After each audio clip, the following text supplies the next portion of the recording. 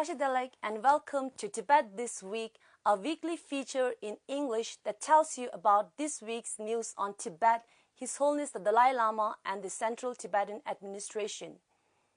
Let's look at the headlines first. People are fed up with violence and nurture genuine desire for peace, His Holiness says in Ladakh. CTA President discourages self-immolation protests, urges Tibetans to contribute substantially to the cause. India raised Tibet issue and suffering of Tibetans with China, Indian External Affairs Minister confirms. Dokhlam is only a symptom of China's expansionist foreign policy, CTA President Dr. Lobsang Sangay said.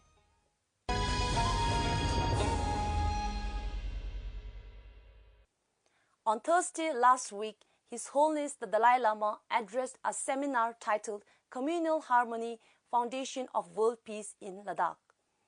In his address at the seminar, His Holiness spoke about peace as the only way forward and urged everyone to shun violence and nurture and advocate a compassionate mindset. His Holiness said, "We face a multitude of problems, but among them, conflict in the name of religion is unthinkable and shameful. Such narrow-minded, short-sighted thinking is out of step with times. We have to work with the welfare of whole humanity in mind." On Wednesday this week, the President of Central Tibetan Administration, Dr. Lobsang Sangay, appealed against self-immolation in exile and urged Tibetans to pursue more powerful means by honing one's educational, professional, and personal competency to substantially contribute to the Tibetan cause. Speaking to the press, CTA President said, "As a Tibetan and a Buddhist, we are here to offer prayers for the deceased. But the Kashak has consistently and categorically discouraged self-immolation, especially in exile, where Tibetans have the complete freedom to pursue any meaningful means that would contribute to the Tibetan cause. While we understand the plight of Tibetans inside Tibet and the situation under which they have to resort to such actions, Tibetans in exile have the freedom to participate in protests of any form one chooses to do. We have had other cases of self-immolations in exile. Parents of self-immolators have voiced the same concern and have urged the youth to pursue more powerful means such as education. We therefore discourage all Tibetans, especially the youth in exile, from resorting to such drastic action and urge them to pursue more powerful means to substantially contribute to the Tibetan cause," the President said. On Thursday last week, India's External Affairs Minister Sushma Swaraj confirmed to the Rajya Sabha that India raised the issue of Tibet and the ongoing atrocities on the Tibetan people by the Chinese government in Tibet. Srimati Sushma Swaraj responded to the question posed by one of the members of the parliament and said, "There is no quid pro quo with China on the issue of sufferings of the Tibetan people. We used to earlier talk of one China policy, but we used to say that Arunachal Pradesh is an integral part of India. And when we say that, we want that China should also recognize this. Our policy has always been made very clear," she said. On the question of whether India remained a mute spectator towards alleged atrocities in Tibet, the minister said, "We are not sitting as a mute spectator. Whenever there are differences, we raise them." The question was raised by Dr. Narendra Jadhav, a nominated member of the parliament. She further clarified that the Indian government allowed His Holiness the Dalai Lama to visit Arunachal Pradesh and that it was the Tibetan spiritual leader's 6th visit to the state.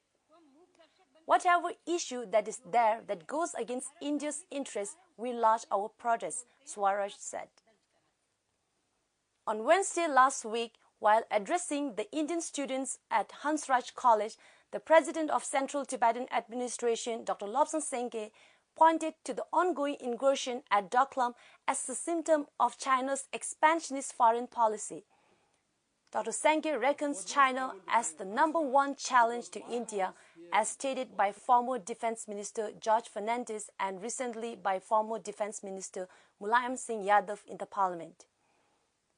Dr. Sangay decried China's nationalistic design, which is increasingly becoming apparent with South China Sea, East China Sea, Scarborough Island, and increasing border incursion across the McMahon Line and now at Dokhlam. Dr. Sangay cautioned India to stay alert on this matter and said that he always tells India and the world to take heed of the Tibet narrative. We have been telling India for the past 50 years that what happened to us could happen to you. One has to understand Tibet to understand China. And now what you see in Dokhlam, in bordering Sikkim and Bhutan, that is also a challenge in front of us. As a Tibetan, I can share this, what you see in Dokhlam is a symptom. Because Mao Zedong has said in the 1950s, we occupied Tibet. We have to occupy Tibet because Tibet is the palm. And the 5 fingers are Sikkim, Bhutan, Nepal, Arunachal Pradesh, and Ladakh. These are the 5 fingers. Once we get the palm, Tibet, we will extend ourselves to 5 fingers. This was said in the 1950s, and what you see now in Dokhlam is part of that action. So hence, this is a challenge for India as well. The Dokhlam Plateau is a Bhutanese territory.